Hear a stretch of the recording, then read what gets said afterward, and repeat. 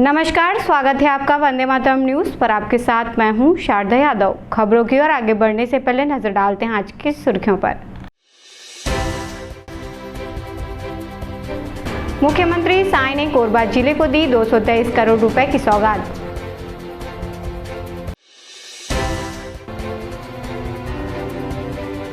विश्व रक्तदान दिवस के अवसर पर शिविर का आयोजन।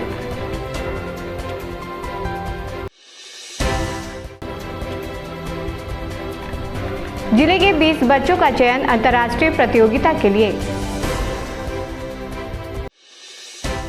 अब खबरें विस्तार से। छत्तीसगढ़ के मुख्यमंत्री विष्णुदेव साय गुरुवार को कोरबा प्रवास पर रहे। इस दौरान उन्होंने कोरबा जिले में 223 करोड़ रुपए के विकास कार्यों का लोकार्पण और शिलान्यास के साथ अहिल्याबाई की मूर्ति का अनावरण भी किया। रिसदी में पिछले लगभग 8 साल से निर्माणाधीन कन्वेंशन हॉल का नामकरण रानी अहिल्याबाई कन्वेंशन हॉल के तौर पर किया गया। सरस्वती शिशु मंदिर स्कूल में आरएसएस के एक कार्यक्रम में भी मुख्यमंत्री शामिल हुए। इसके बाद मीडिया से चर्चा के दौरान अहमदाबाद में हुए विमान हादसे को दुखद बताया।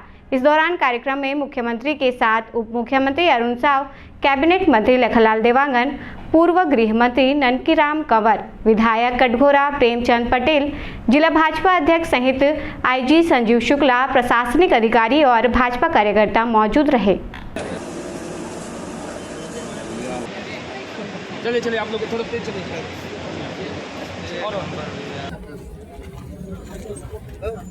आप बढ़ जाइए हटी।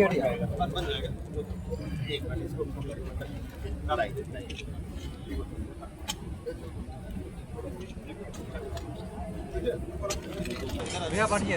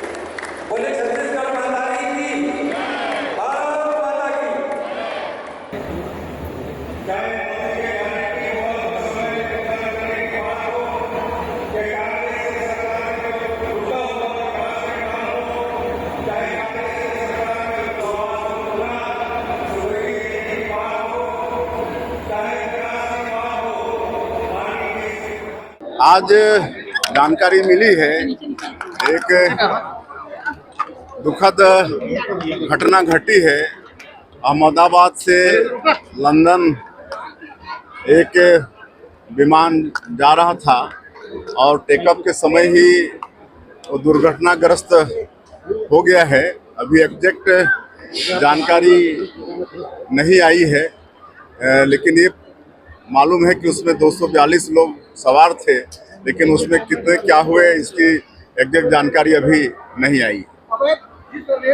और आज यहाँ पर 223 करोड़ के विकास कामों का लोकार्पण और भूमि पूजन किए हैं और ये हाउसिंग बोर्ड द्वारा ये कन्वेंशन हॉल का लोकार्पण भी किए हैं जो 17 करोड़ से बना है और इसका नामकरण भी पुण्य श्लोक लोकमाता अहिल्याबाई होलकर के नाम से किए हैं और उनका मूर्ति का अनावरण भी किए हैं। हम पूरे कोरबा वासियों को इसके लिए बहुत बहुत बधाई शुभकामनाएं देते हैं।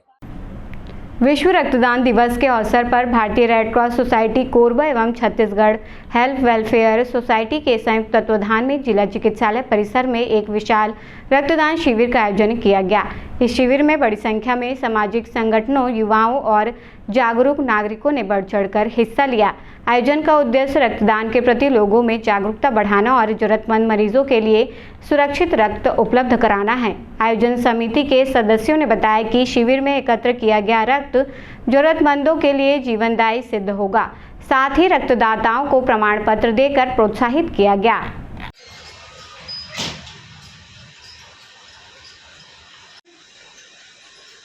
जी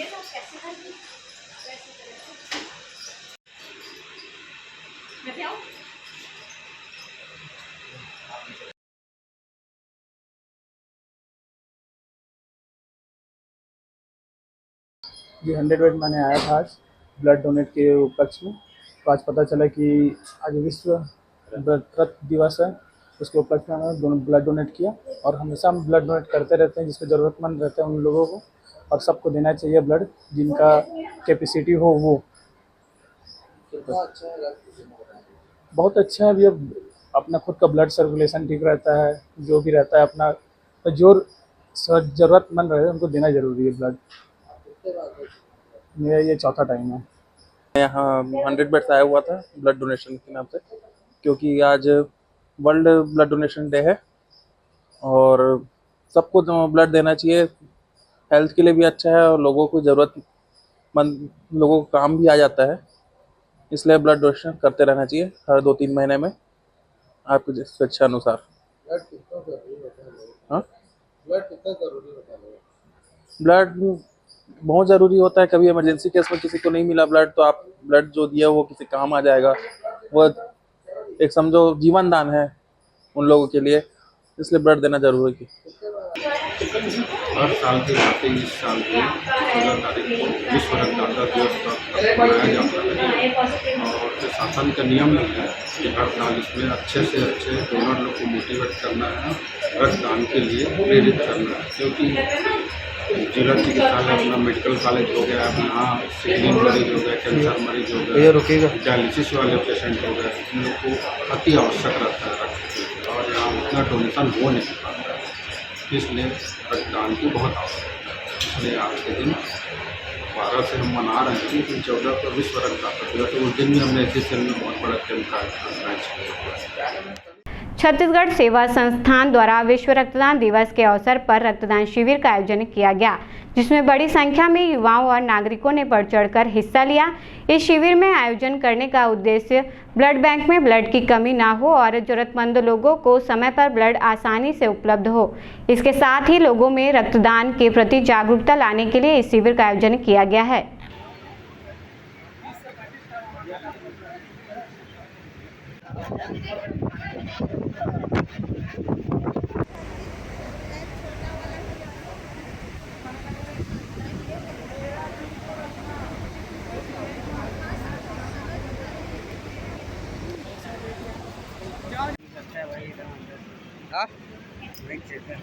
क्योंकि कोरबा जिला में यह एक पहला ऐसा कार्यक्रम है जो सामूहिक रूप से इतना बड़े लेवल में किया जा रहा है।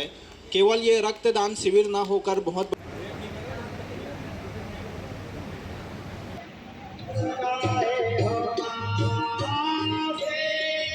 रक्त शिविर लगा है, यहाँ रक्त देकर बहुत अच्छा लगा।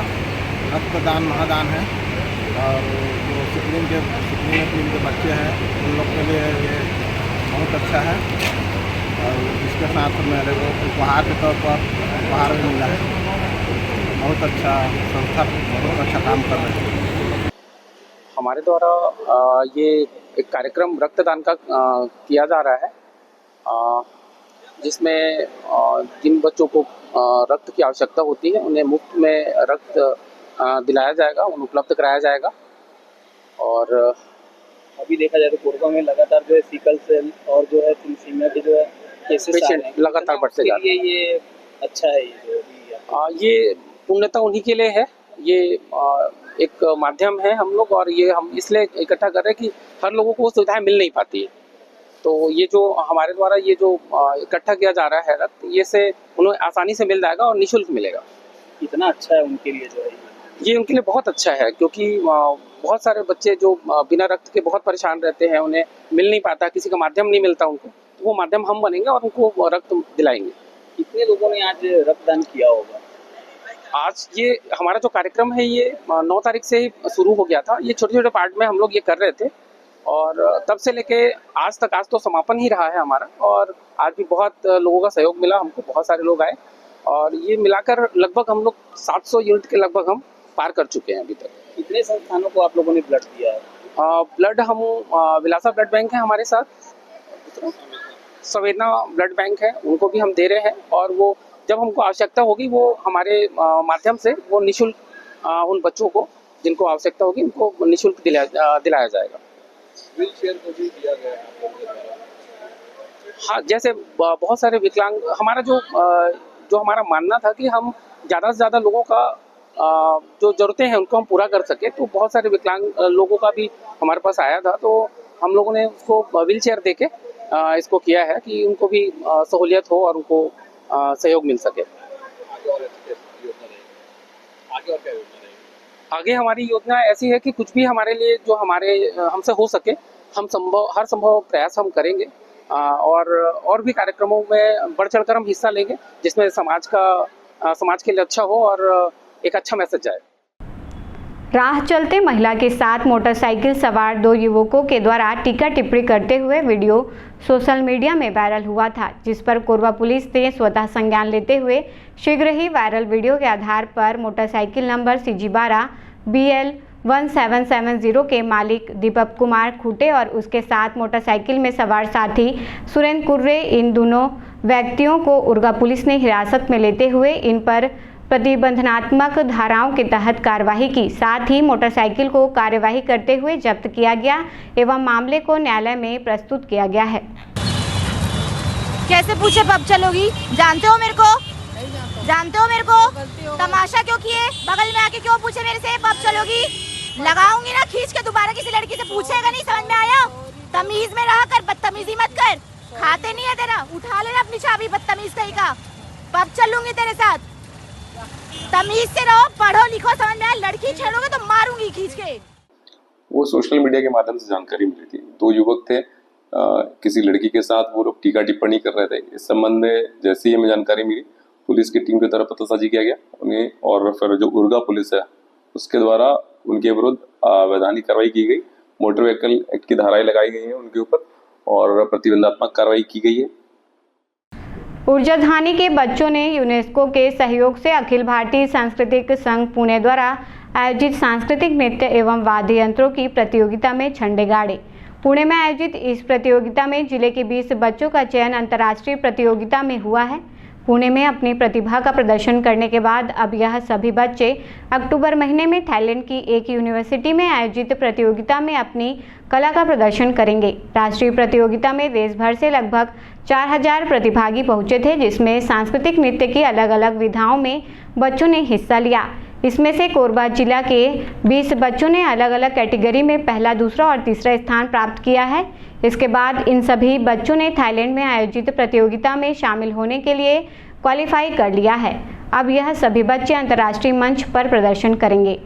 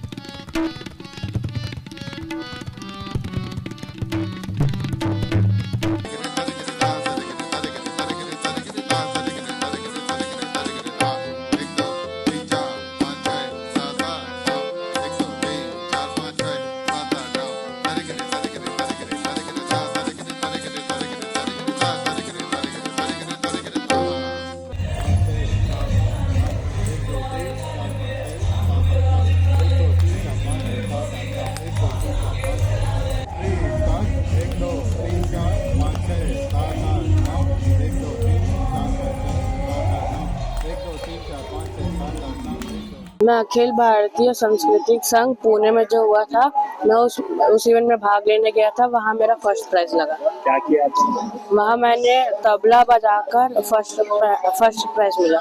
अभी आप लोग कहाँ के लिए और तैयारी कर रहे हैं? अभी हम पटाया थाईलैंड के लिए तैयारी कर रहे हैं, जो अक्टूबर में होगा। कितना अच्छा लग रहा है आप लोग जीते हैं, अभी जीत के आए? बहुत अच्छा लग रहा है कि हम फर्स्ट प्राइज, हमारी मेहनत रंग लाई। Pune national competition. कौन कौन सी एक्टिविटी की आप लोग? डांस, कथक। कितना एंजॉय किए वहाँ पे आप? बहुत। यस। अभी और तैयारी कर रहे हैं आगे के लिए? यस। अभी हम लोग गए थे अखिल भारतीय सांस्कृतिक संघ पुणे, जहाँ पे मेरा जो कथक डांस का फॉर्म है, वहाँ पे मैंने कथक डांस परफॉर्म किया। कैसा, कब से सीख रहे हैं, कितना एंजॉय किया आप लोगों ने? इसको मैंने 5 साल करीबन हो गया मुझे सीखते हुए, और इस फॉर्म को मुझे करके काफ़ी अच्छा फील होता है, और ये डांस मुझे बहुत पसंद है। आप लोग अच्छा स्थान प्राप्त किए, किसको श्रेय देना चाहेंगे? मैं अपने गुरुजी मूर्ध्वज वैष्णव को श्रेय देना चाहूँगी। अभी अखिल भारतीय सांस्कृतिक संघ पुणे द्वारा आयोजित 21वां राष्ट्रीय लेवल का कंपटीशन हुआ था, जिसमें पूरे भारतवर्ष से 21 राज्यों से करीब 4000 पार्टिसिपेंट आए थे, और बहुत ही बड़े लेवल पर था यह कार्यक्रम, जिसमें हमारे कोरबा के जैसे बाकी मोंगरा, एनटीपीसी, बालको, कोरबा सभी तरफ से बच्चे यहाँ से गए थे। और वहाँ पर मैं सभी बच्चों को तारीफ करूँगा कि बहुत ही मेहनत करके पिछले 4 महीनों से उन्होंने परफॉर्मेंस दिए और बेस्ट पुरस्कार लाकर हम सभी को गौरवान्वित किए हैं। इसके लिए मैं सभी बच्चों को, उनके पेरेंट्स को, सबको बधाई देता हूँ। क्या क्या इवेंट हुआ सर? उसमें संगीत के हर विधा में था, जैसे इंस्ट्रूमेंट है, वोकल है, डांस है, ड्रामा है, और अलग अलग जितने भी क्लासिकल डांस है सभी हुआ था, जिसमें हमारे बच्चों ने कथक नृत्य, तबला, वोकल तीनों में पार्टिसिपेट किए थे, और करीब 4 first prize, 4 second prize, 3rd prize और चेयरमैन अवार्ड जीते हैं। ये हमारे कोरबा के लिए गर्व की बात है। आगे कहाँ के लिए तैयारी कर रहे हैं? जी, आगे भी अक्टूबर महीने में 25 से 29 तारीख तक थाईलैंड के जो यूनिवर्सिटी है बोपारा करके, वहाँ पर एक इंटरनेशनल कंपटीशन हो रहा है, जिसमें हमारे 20 बच्चे वहाँ पर पार्टिसिपेट करेंगे, और मैं आशा करता हूँ वहाँ भी बेस्ट परफॉर्मेंस करके हमारे कोरबा तथा छत्तीसगढ़ को गौरवान्वित करेंगे। कोरबा जिला जेल में कल रात्रि एक नाग फन फैलाए बैठा दिखाई दिया, जिसके बाद जेलर एवं सिपाहियों के द्वारा वाइल्ड लाइफ रेस्क्यू टीम प्रमुख जितेंद्र सारथी को सूचना दी गई। मौके पर पहुंची रेस्क्यू टीम द्वारा फन फैलाए बैठे नाग का रेस्क्यू किया गया और उसे जंगल में जाकर छोड़ दिया गया। जितेंद्र सारथी ने बताया, लगातार ग्रामीण एवं शहरी क्षेत्रों से सांप के रेस्क्यू कॉल आ रहे हैं। उन्होंने लोगों से सांप को पकड़ने या भगाने की कोशिश बिल्कुल न करने की सलाह दी। साथ ही कहा कि आपके आसपास सांप दिखने पर रेस्क्यू टीम को 8817534455 टोल फ्री नंबर पर सूचना दे सकते हैं, ताकि लोगों की जान बचाने के साथ सांपों की जान भी बचाई जा सके।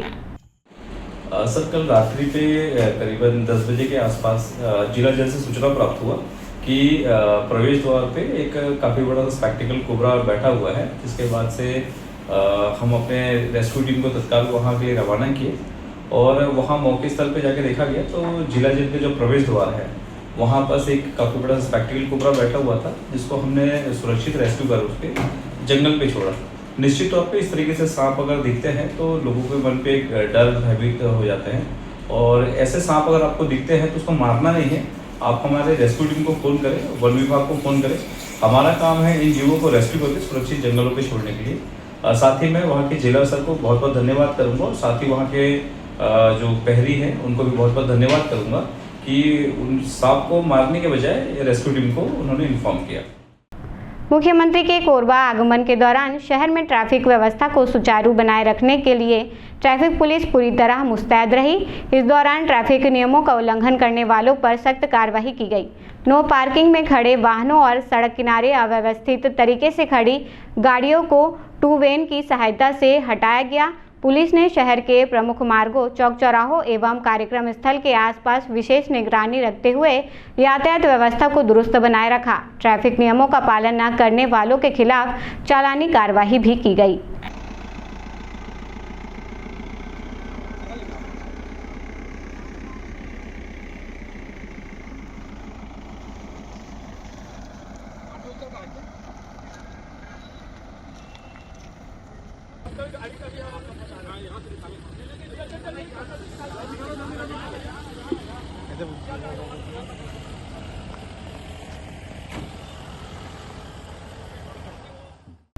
हिंदी मासानुसार आषाढ़ माह का आरंभ 12 जून 2025 से हो गया है, जो 10 जुलाई 2025 तक रहेगा। आयुर्वेद अनुसार प्रत्येक माह में विशेष तरह के खान पान का वर्णन किया गया है, जिसे अपनाकर हम स्वस्थ रह सकते हैं। इसी विषय पर आयुर्वेद चिकित्सक नाड़ी वैद्य डॉक्टर नागेंद्र नारायण शर्मा ने बताया कि भारतीय परंपरा के ऋतुचर्या यानी ऋतु अनुसार आहार विहार करने की परंपरा रही है। यह संस्कार हमें विरासत में मिला है। अभी आषाढ़ मास का आरंभ हो चुका है, जिसमें हमें अपने आहार विहार पर विशेष ध्यान देना चाहिए। आषाढ़ मास को ऋतुओं का संधि काल कहा गया है, अर्थात ये मौसम परिवर्तन का समय होता है। अभी आषाढ़ मास का आरंभ 12 जून से हो गया है, जो 10 जुलाई 2025 तक रहेगा। आषाढ़ मास को ऋतुओं का संधि काल कहा गया है, क्योंकि ये मौसम परिवर्तन का समय होता है। गर्मी जा रही होती है और वर्षा ऋतु आ रही होती है, तो इस संक्रमण काल के दौरान पानी से संबंधित व्याधियां जो है वो ज़्यादा होती है। तो इस समय हमको पानी को स्वच्छ और उबाल कर पीना चाहिए तथा जलीय फलों का सेवन करना चाहिए, जैसे आम है, जामुन है, तरबूज है, इन फलों का सेवन करना चाहिए। साथ ही इस माह में बेल के फल का सेवन निषिद्ध बताया गया है। बेल के फल का और बेल का सेवन नहीं करना चाहिए, क्योंकि इससे आंतों से संबंधित संक्रमण की बीमारी हो सकती है, स्वास्थ्य संबंधी परेशानी हो सकती है। तो इस माह में विशेष ध्यान देना चाहिए कि हमको बेल का सेवन नहीं करना चाहिए।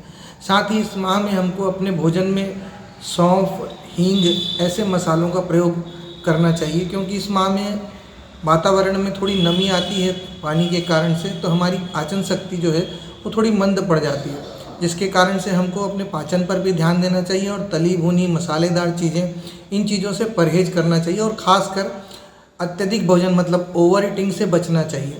स्कंद पुराण में इस माह के बारे में लिखा गया है कि जो एक भुक्त भोजन करता है इस माह में, मतलब एक समय भोजन करता है, वह स्वस्थ और निरोगी रहता है। साथ ही इस माह में शारीरिक श्रम, खेल कूद, व्यायाम करना चाहिए, जो कि हमारे शरीर की पुष्टता के लिए और हमारे स्वास्थ्य के लिए लाभदायक होता है। अतः आषाढ़ माह में खान पान की इन छोटी छोटी आदतों में परिवर्तन कर, हमारे विहार में परिवर्तन कर, हम सकारात्मक सोच से आषाढ़ माह में स्वस्थ व आनंदित जीवन जी सकते हैं, निरोगी रह सकते हैं। सभी को इन उपायों को इस माह में अपनाना चाहिए। खबरों का सिलसिला यूं ही जारी रहेगा। देखते रहिए वंदे मातरम न्यूज़। मिलते हैं अगले बुलेटिन में, तब तक के लिए नमस्कार।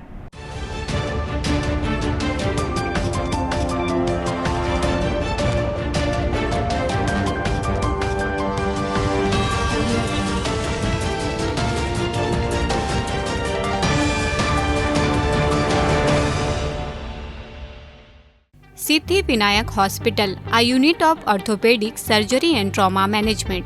अब हड्डियों से संबंधित रोगों के उपचार के लिए कहीं और जाने की जरूरत नहीं। जटिल एवं असाध्य रोगों का सफल इलाज अब आपके अपने शहर में।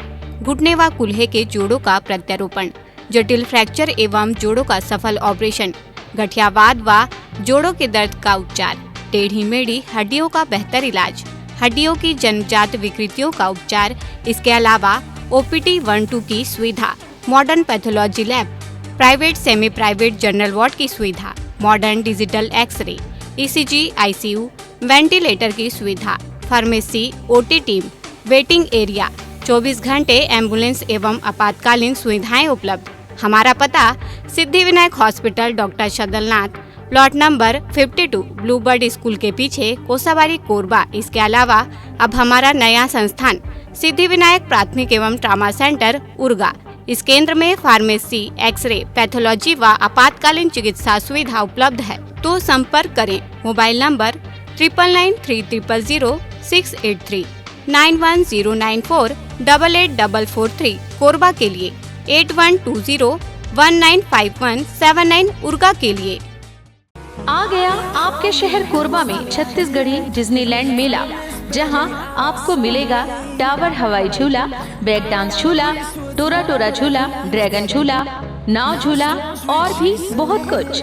तो जल्द आइए अपने पूरे परिवार के साथ और मजा लीजिए खाना खरीदी और चनका। हमारा पता छत्तीसगढ़ी डिज्नीलैंड मेला, बुधवारी बाजार, सर्कस मैदान, कोरबा।